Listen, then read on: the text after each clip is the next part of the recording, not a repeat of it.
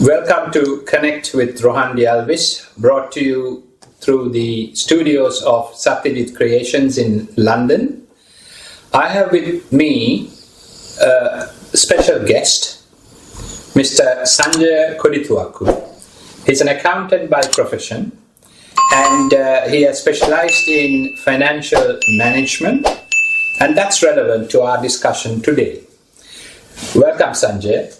Lovely to be here. Yeah, and you are you a chartered accountant or a cost CIMA, or what's your background? I'm a management accountant. You're a management accountant, and you work in the private sector or the civil service? I now work for the government. I'm a civil service In the UK. In the UK. I see. So I think the idea of today's discussion with you, Sanjay, is to share with our viewers about the personal investments and savings aspects, including long-term savings and investments in the UK. And also there are many members of our international community, both in the UK and abroad, with resources, assets in Sri Lanka. Just to have a general conversation, this is a general conversation, not investment advice, nor any specific advice that we give or we will be discussing, and it will need further exploration by each of our viewers if they are to pursue the thoughts that we are discussing today. So, Sanjay, tell me, before we get to the subject proper, how and what made you go into accounting? Yes, Ron, that's a very interesting question. When I was young, I wanted to be a business person. I come from a business family, middle class Sri Lankan business family. I wanted to always become a businessman. Accounting was kind of a track I fell into. Mm-hmm. I'm sure we will dive later on into it. It's just how things took over. But again, business and accounting, I suppose, go hand in hand, yeah? Absolutely, yes. Yeah. So I studied financial services. I did my degree in financial services at the University of Buckingham. So my intention was to get into more investment financial advisory or banking, investment banking. But unfortunately, I was studying here. I didn't get an opportunity in one of those big firms. The only opportunity I got was with one of the Baker Street chartered accounting firms. So I started my career there as an accounts assistant. And very soon, after about a year, I got promoted to assistant accountant in another firm. I applied for another job and got into that. And then I did But that's normal for anyone new starting off. You start at the bottom and you work your way up. So that's what you did there. That's right. Right. So interesting. So you got a few years under your belt experience as a junior accountant, and then you moved to a senior role. Yes. So after working as a assistant accountant, I got an opportunity at Deloitte to work as one of the internal financial controllers. So that's a big breakthrough, having done your training and the initial few years to get a big break in the big four, Deloitte. Right. That's absolutely. I wish I appreciated it then more than now. That's life. But I think I'm very grateful for having that stint at Deloitte, which made my career, I would say. That gave me the experience and exposure to work worldwide. I was working in an emerging markets development organization where I was supporting some of their internal controller facilities. So after that, I applied for another job in the government as a civil servant, and I have been doing that for now maybe 15 years, so I'm a civil servant. But still in the finance. It's still in the financial services and business sector. So that's really good. So I think the idea is, as far as the Sri Lankan community, both we will talk about the aspects in the UK first and then Sri Lanka. Obviously, stock markets, savings and investments, pensions, these are all sort of current topics that some of us are aware, or rather most of us are aware, but some of us know in detail. I think there lies the problem, as we have discussed before this program as well, Sanjay, how we get the specialist general knowledge, not specific knowledge, over to our viewers. So, as an individual in this country, a taxpayer, whether you are working for a company, PAYE, pay as you earn, or a self-employed person, you pay taxes. But along with the taxes, there are certain tax-free benefits and investments. Now, one of the things in the UK, I think it's the individual savings account, ISAs, then you have self-invested personal pensions. Do you want to talk a little bit about the investment opportunities where the tax breaks are offered by the government, the UK government? But before you get there, as a young person, I think that's where I'm heading, but to start with, as a young person or someone who has not made any investments, what's the best policy? Say if I'm earning £1,000 a month. This is just an example. How much money should I have in my instant or 3-month notice account as a amount of money to be used in an emergency? Yeah, so I think, Rohan, that's a very wide area, but just to simplify matters, and if I am to tell a little bit about what kind of I did, the best thing I did was, when I was young, I was, as I said, like in Sri Lanka, from a middle class background, but I had the fortune of coming across people who are like well off and who are doing really well in business. So I think that's something that really lacks these days. But I think from that exposure, what I realized was this investment or saving is not something that you can switch overnight. It's something. It's a habit that one needs to build. So one important habit that people need to learn is like you everything that you earn, all the money that you earn is not for you to keep. When I say not for you to keep, it means like you need to save some, not to use everything. So saving is a very put away some money by way of savings. Yeah. Right. So if you can teach even the younger generation to save some portion of what you earn.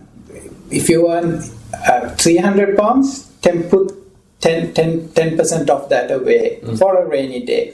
And because the thing is, like, if I can easily answer your question and say like you need to have £3,000 or you need 3 months living expenses, but it might be very difficult for someone to achieve that. So if you at least can achieve a habit of saving 10% of whatever you earn, put that aside, forget about that, it's there, that will be the biggest thing that you can do for yourself. Right. So an immediate start, a stepping stone would be, you're saying, Sanjay, 10% of your take-home income.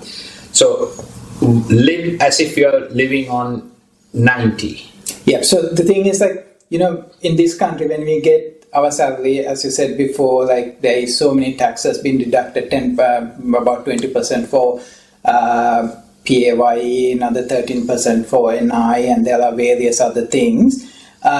So make 10% of the 10% of the take home as if like it's a tax. Just put it aside, forget about it, and get that into a habit. So that will build up into a good, comfortable cushion for you. So I think this is an important bit of general advice, but it's very valuable advice.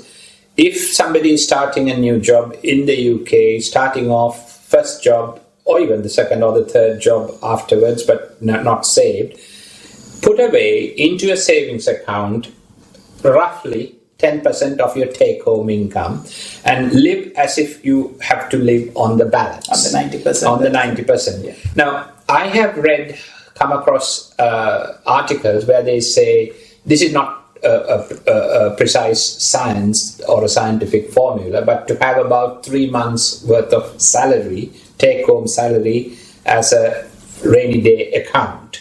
But with the COVID thing, it went on to about 6 months. I mean, in an interview like this, we can talk about 3, 6, whatever, but it's the difficulty that you highlighted for any person, single person or with a family, to save. I think that's really valuable piece of insight into how much, just as a indicator to our young people as well as those who have not started saving, just put 10%.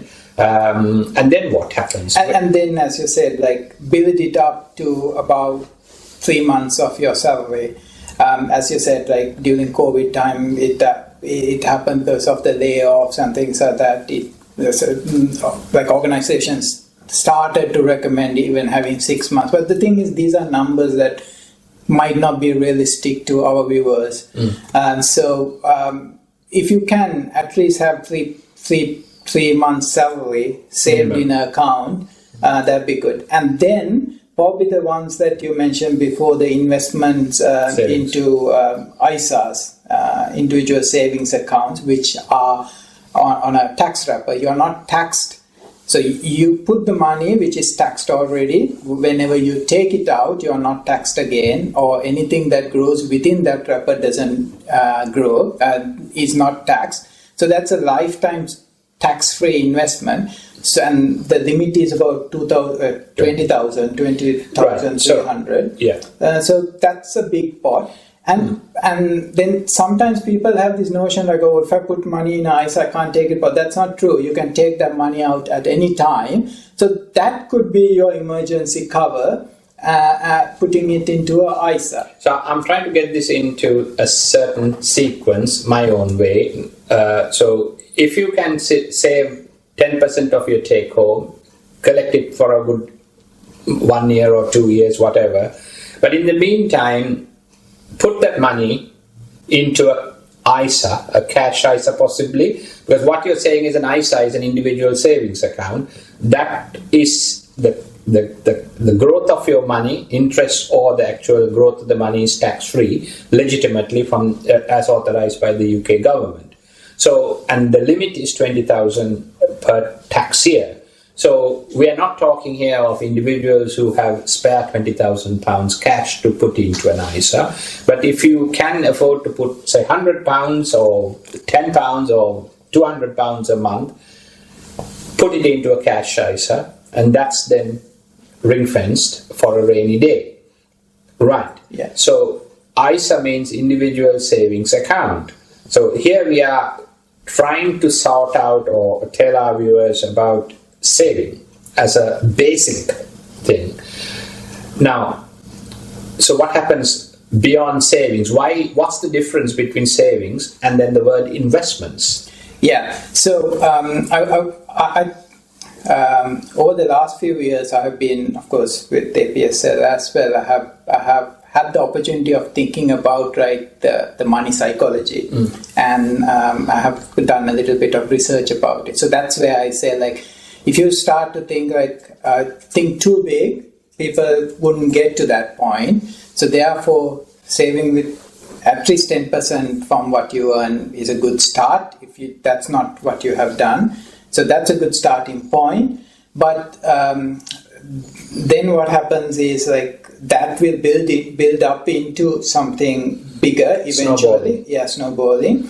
And then it depends on individuals' investment horizon. Like for a young person who is starting life, being independent, maybe 20-year-old, even 19-year-old starting life, or if it is parents who are looking at children's investments. So for them, what I would say is there are other tax advantage, tax wrapped investment opportunities. So just to interrupt you, Sanjay. So even if it's a child who is not earning and is not paying income tax, parents can use certain... Yeah, absolutely. That's something not many people know. because up to 3,250, not only you, for your child, the grandparents can put on behalf of the child, friends could, uncles, aunts, anyone can put their money. And you have to only put about £2,770, and the government puts a balance to top it up to about 3,250 per year, per tax year. So that you can do before the child is 18, right? So there is junior ISAs. I'm not talking about junior ISAs. I'm talking about pensions. If you create I don't know whether I confused the audience. Maybe just step back a little bit and start again from there. There is two investment. I mean, in the UK there are two separate tax advantageous investment vehicles. Yeah. One is a ISA, which is like an individual savings account, and the other one is called the individual pension plan, which is SIP. Yeah, self-invested investment personal pension. Sanjay, explain to our viewers, obviously the ISA and the junior ISA, and then again about what you call SIPs, self-invested personal pensions. Yeah. So when it comes to savings in the UK, there are couple of ways of saving which are like very efficient tax-wise, which are under wrapper of a tax bracket. So you don't have to pay taxes if you invest in these tax-wrapped efficient investment. It's an account. It's an account. And that's available to any bank or building society. Yeah, they are available through financial institutions. So one is called ISA. Individual savings account, and the other one is a pension product which is called SIP. Yeah, self-invested personal pension, SIP, self-invested personal pension. Now this is in addition to your workplace schemes. That's right, yes, where you can save. So the difference between the two is like ISAs, you would be saving with the money that you have already paid tax. So that money is tax protected forever. At no time will you have to pay taxes on those. So there is income tax as well as capital gains tax. You're saying it's free of gains? Free of both. Right. There is no tax on ISAs. So at any point, if you take it out, it's tax free. So that if you invest, ISAs could be invested in stocks and shares as well as cash, bonds or whatever. There are so many variations that you can invest in. But the simplest form is cash. The more advanced features are like stocks and shares. SIPs, on the other hand, is like you put your money and you will get a rebate once you put your money into it, because your money is already taxed. Once you put it into a SIP, self-invested pension plan, you would get a rebate from the government or tax credit from the government immediately to 20%. If you're a higher taxpayer, you can claim through your tax return, annual tax self-return. Yeah. You can claim the balance 20%. So 40% you get back. So that's like, because you have already paid taxes on that money, you will be like, you'll be given the tax back into that pot, the pension pot that you are putting in. But only thing is, there are not disadvantages, but just to be aware, for the viewers to be aware, these are like, you can, once you invest in a pension plan, SIP, you can only take it after you're 55 years old, or at retirement. And the other thing is, when you take money, also when you are eligible to take the money out, you can take 25% of the pot tax-free. When you say the pot, that's the total amount in the account, in the SIP account. You can take 25% tax-free of that money tax-free. Tax-free. And the balance 75%? The balance 75%, what will happen is, depending on your drawdown, so if you might have a bigger pot, you won't take all that amount immediately. you will be taking in gradually, yearly or whatever. So during that year, whatever the tax bracket you are in at the time, depending on the money incomes that you have received, you will be paying tax. Of course, I'm not a tax expert, of course, but and that's the gist of it. Yeah, we should not forget that we're simply talking about the general guidelines, and all of this is available in the gov.uk guidance and website. So we're not giving specific individual advice or specific matters. So just in case somebody is still not very clear, your savings can be put into an individual savings account, ISAs. These are available at any high street bank or even financial institutions not on the high street but regulated by the Financial Conduct Authority. And there are, obviously, if it's an ISA, is it £20,000 a year you can up to 20? I think it's 20,300 or something like that. So so that is amount you can save and invest every year. So it's a sizable amount if it's approximately 20,000, and in 5 years' time, if you can save 20,000, it's 100,000. But if you can save £100 a month, that's 1,200, the savings that you would never have had. Yeah. And that's tax-free. So if it's at the same time investing on a SIP, I'm just trying to summarize the thing, recap. You can put money in, unlike an ISA where you have possibly instant access or 3 or 6 months access notice. With a SIP, you have to wait till you are at least 55 years of age to withdraw the money, because that's a pension, self-invested pension for the long term. So I think that's the reason. It's not a disadvantage, but that's a long-term thing. Yeah. And off that SIP amount, you can get 25% straight away lump sum. I think it's very important that you gave that message to our viewers, because some of us may be aware of this, but equally they may not have had the time to consider making this switch. The best time to make a decision was 5 years ago, as the old Chinese saying goes, and the next best time to do that thing is today. So if you're not doing it today, make it the latest tomorrow. Open an ISA, open a SIP.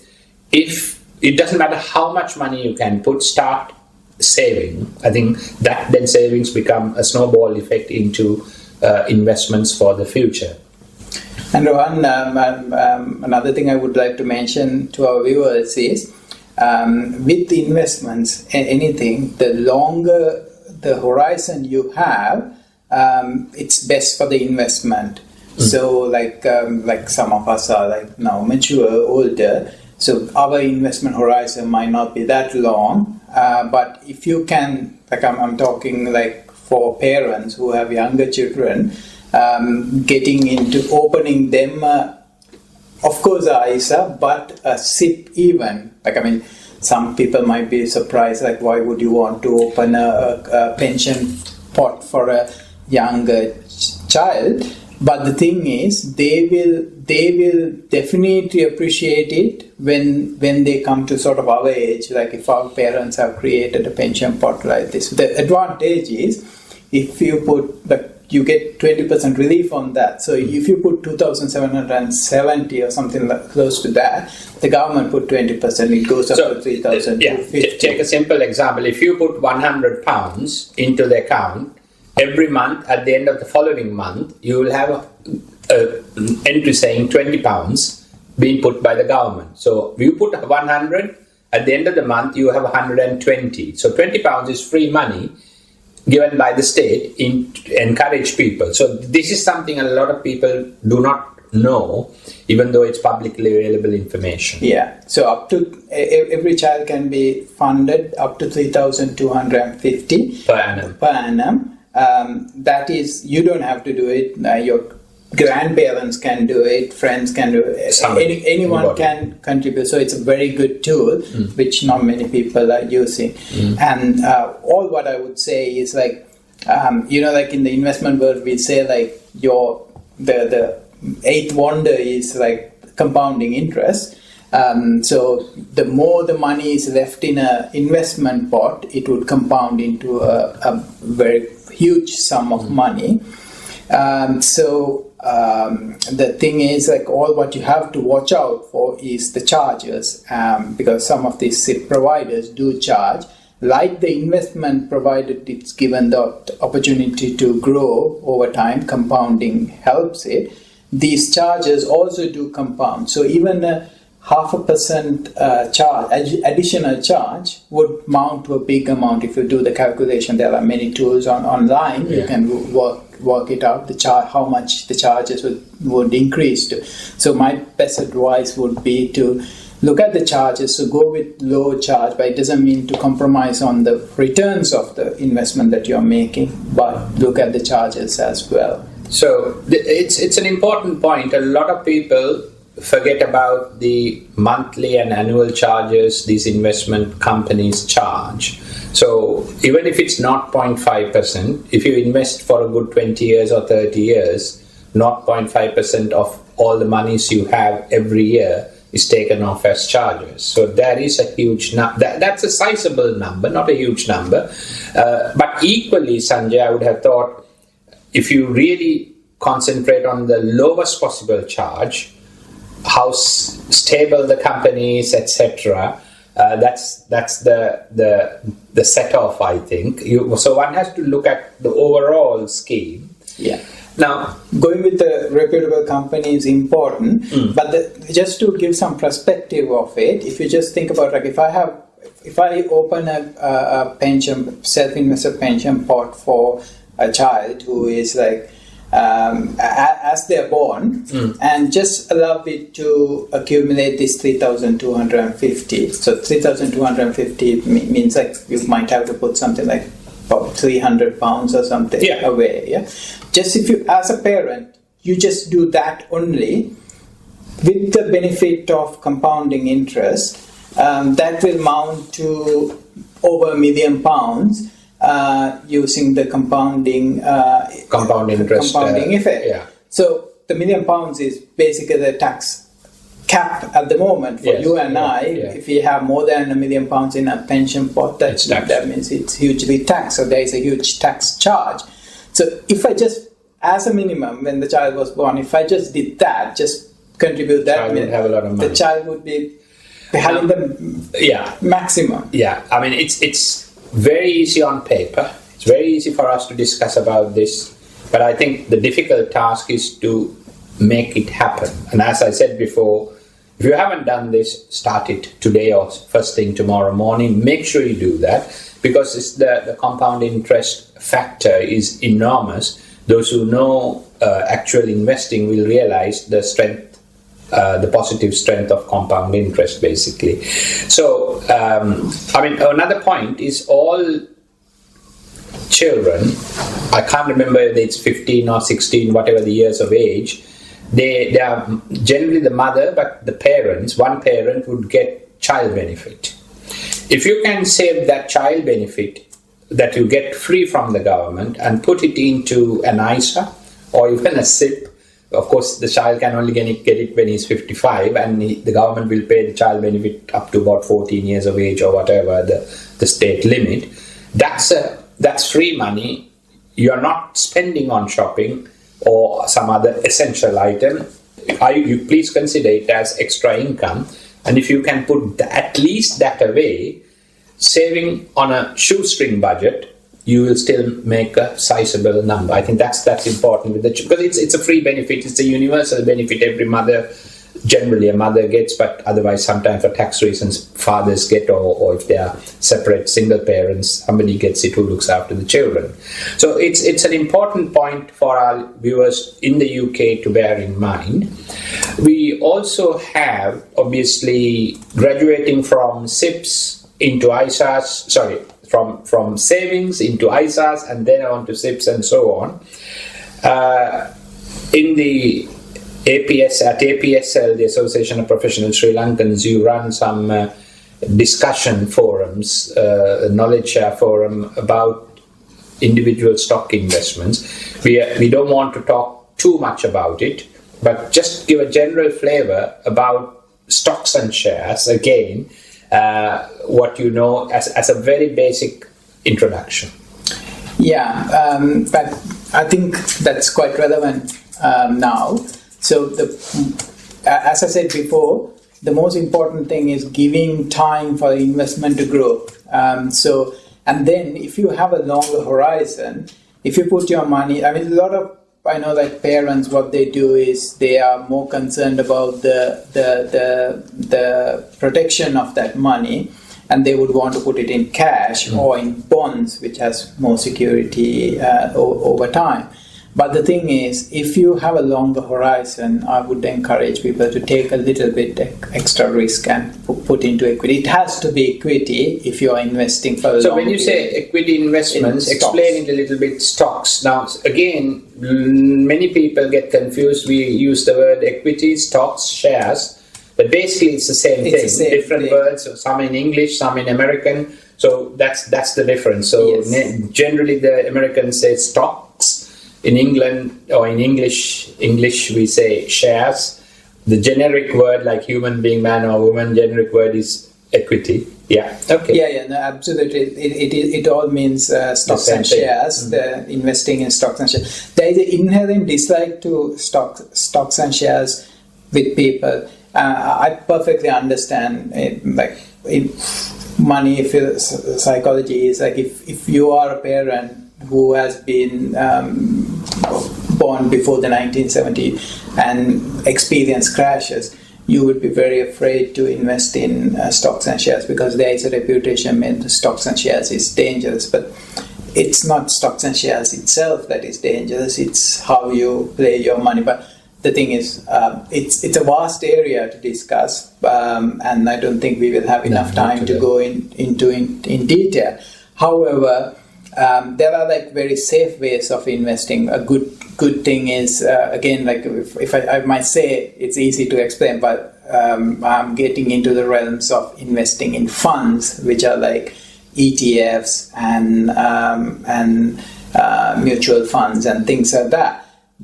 And that's again a vast area. That's a very vast area, and perhaps for another day. Yeah. But yeah, I think it's important to give our viewers a flavor of what's available.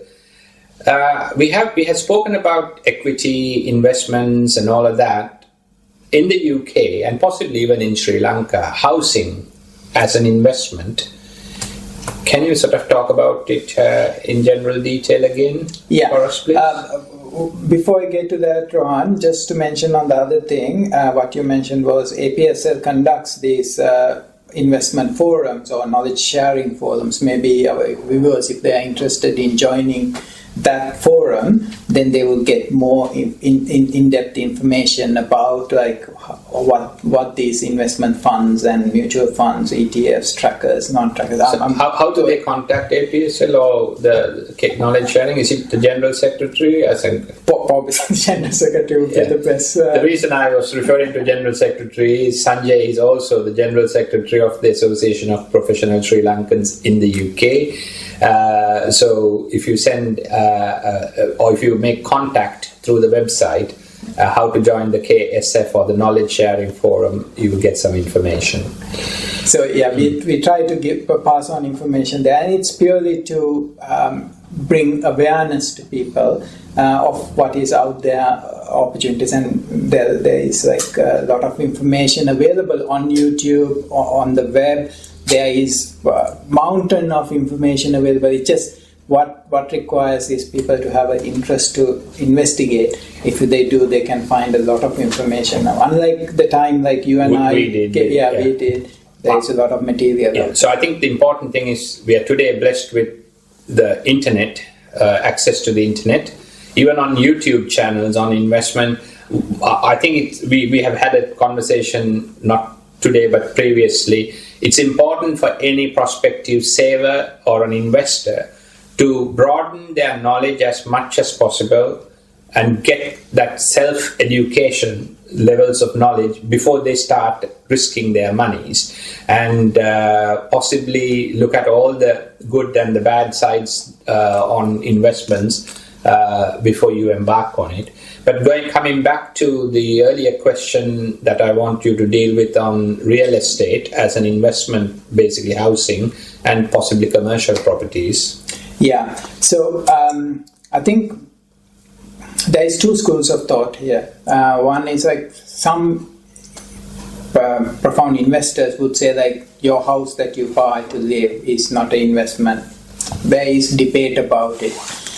But from a Sri Lankan perspective, also from where we come from, I think borrowing money to invest in an asset that grows in value is a sensible way of boosting your investment potential within a short run, which you might not have access to. Like if you think about the past, you could have bought a property for £80,000 in 1999, and that house might be worth about close to 400,000 now in 2022.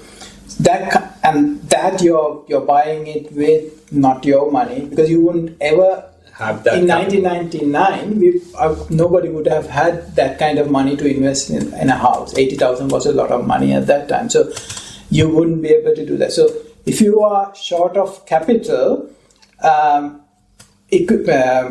real estate, property, commercial property might be a good vehicle to sort of get into the picture. So you borrow, which is a mortgage, for the long term. Yeah. So long-term repayment. Yeah. And then you buy the asset on borrowed funds plus a certain deposit. Over the years you pay. But what you're saying is the capital appreciation. For example, a house that was worth 80,000 in 1999, today it could well be worth around 400,000. So by conventional means, you cannot make 80,000 into 400,000. And in the first place, in 1999, you did not have the 80,000 anyway. You borrowed the money to make it grow into 400, and you repaid the mortgage on the 80,000. So it works. So I think from a Sri Lankan conventional standpoint, any real estate investment, whether as your own home, is a good investment. But I think from a economics Western perspective, it's best not to buy your own house, but to buy a house that you will want to rent out, because that money, the tenant pays the mortgage for you, and you're getting a free house. There's something called house hacking, where like you buy a house, you live in one and rent the other room. From the rent that you could get, you pay the mortgage. Basically, you're living rent free. Yeah. I think normally it is called house hacking. That's another opportunity. And then also like you buying a house for yourself, or buying an investment property and renting it out. All these are like I would consider as a real estate investment, which is a good opportunity to do. The people who say like investing in real estate is not a wise thing is like when you come to think of present day, it's very relevant that we are discussing this today. There is a notion like there might be a recession around the corner. Downturn in the economy. In the present time that we are doing this recording, there is a global recession concern that is going on. So in a recession, what happens is house prices tend to go down or stagnate. And if you have bought at the high price, you might end up with a negative equity and things like that. So this is relevant for this period. But the thing is, there are periods like this very, very often. I can remember when I first bought my house, people were saying, oh, there is going to be a recession.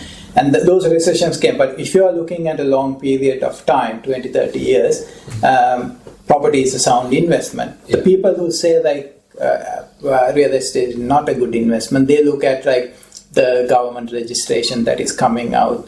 The landlords are not looked up really well these days. And then also like returns wise, sometimes when you consider a long period of time, the average growth of the return you get on real estate is comparatively to the stock market is not huge. So if people looking at those two aspects, they say like, okay, real estate is not a great investment. But you have to think of like your average lifestyle, and also you are able to do a leveraged investment, which boosts your ability to grow wealth. That's very good. That's really useful, Sanjay. That's on the UK aspects. Before I we switch to the Sri Lankan investment or the savings scene. Is there anything else you want to add on the UK aspects?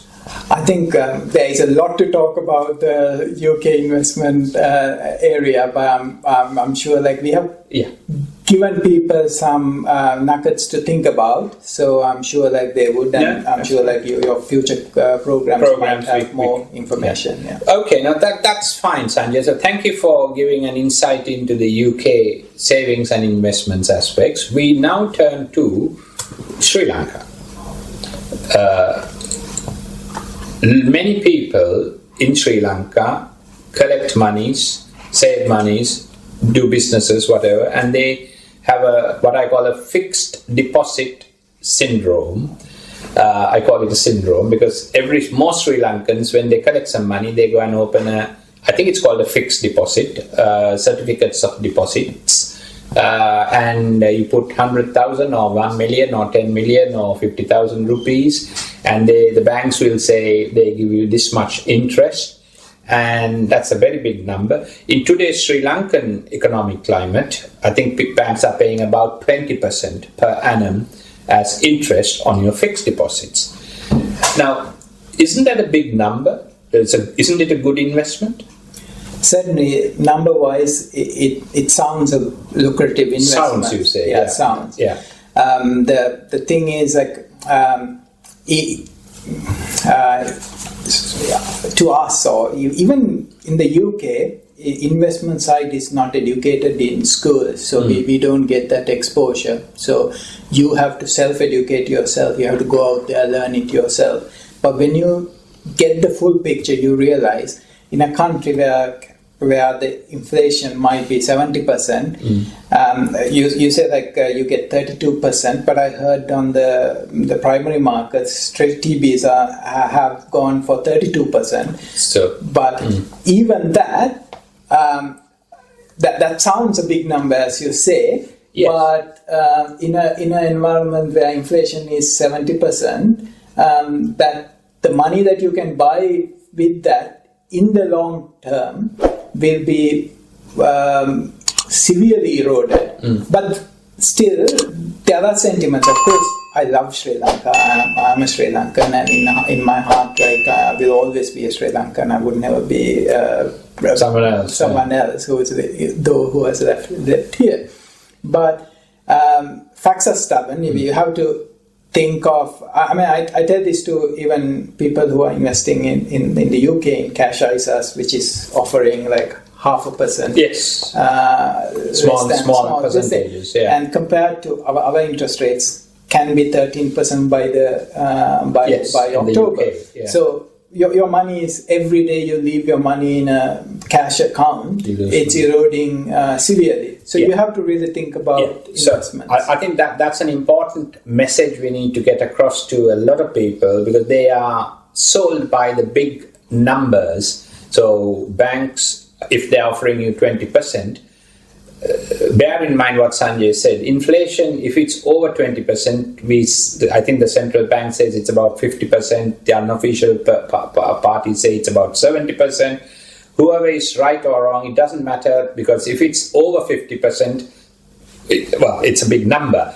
And so if inflation is running at 50% or above, and if you're getting, the banks are paying you 20%, 50 minus 20, you're losing 30%. Your money, every year, if you have 100,000, every year you lose 30% if inflation runs at 50. If inflation is running at 70, and you're getting 20% at the bank, 70 minus 20, your money, the value of your money will be hard. So fixed deposits and certificates of deposit, if you have spare cash, and you want the money, in 3 months, 6 months notice, or 100 days or 200, that would be a wonderful investment, a savings scheme. But you bear in mind that the value of your money will be lost. So, if you're losing money, where else can you park your money in Sri Lanka? That's very interesting. Like, I can't say like a particular area as such, but in these sort of situations, when these sort of questions are asked, I kind of wonder like, what do the wealthy do in these sort of circumstances. Some say like they invest in books, some say like they invest in statues. Sometimes even real estate in Sri Lanka seems. Generally real estate tend to be hedged against inflation over a long period of time. Stocks do tend to, but from the perspective of what is happening in Sri Lanka at the moment, companies, we don't know what will happen, we don't know what the banks would go through, so therefore need to be a little bit cautious about shares. Yeah. But however, sometimes tangible assets that would increase in value exponentially, rare stuff, gold, gems, those will be good investments, but precious stones, but not, and even art. But these are not elements that everybody is experts at.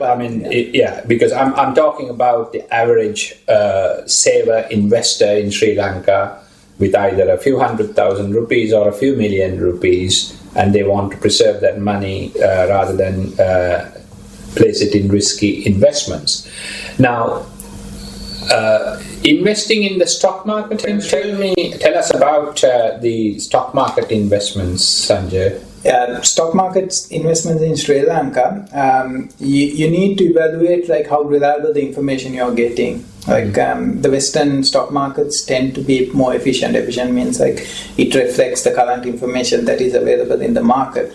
But that might not be the case in Sri Lanka. It's not only unique to Sri Lanka. Any country in that region, anywhere in the developed world or emerging markets, that risk is always there.